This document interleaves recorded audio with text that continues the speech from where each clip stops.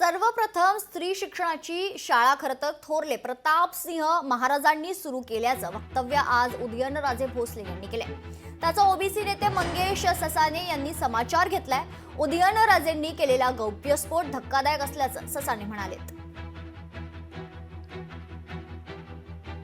एका दृष्टिकोनातून जर आपण पाहिलं तर थोरले प्रतापसिंह महाराज जे होते त्यांनी त्यांचं महात्मा ज्योतिबा फुलेंनी अनुकरण केलं, कारण की त्यांनी सुद्धा सर्वात प्रथम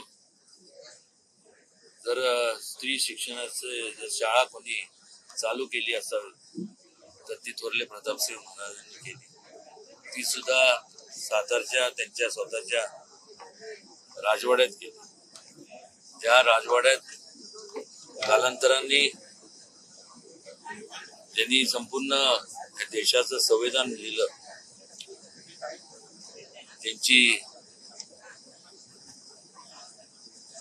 जयंती आपण साजरी करणार आहोत 135वी। डॉक्टर बाबासाहेब आंबेडकर त्यांचं प्राथमिक शिक्षण सुद्धा त्याच राजवाड्यात, सातारच्या राजवाड्यात झालं। याच्यासाठी मला असं वाटतंय सगळे इतिहास तज्ञ आतापर्यंतचे संशोधक फेल ठरलेले आहेत आणि उदयनराजेंनी हा जो गौप्यस्फोट केलाय हा महाराष्ट्राचा जे सामाजिक आणि जो शैक्षणिक क्रांतीचा इतिहास आहे त्याच्यामध्ये हा खूप मोठा एक धक्का देणार आहे। तर उदयन महाराजांना माझं विचारणं असेल की महाराजांनी, प्रतापसिंह महाराजांनी जी शाळा चालू केली होती मुलींची, त्या मुली कोणत्या होत्या, त्यानंतर त्यांचं काय झालं, ती शाळा परत ती चालू का नाही राहिली, मग त्यानंतरच्या वंशजांनी आणि तुम्ही सुद्धा त्यांचा जो एवढा मोठा शैक्षणिक वारसा होता तो का पुढे नेला नाही।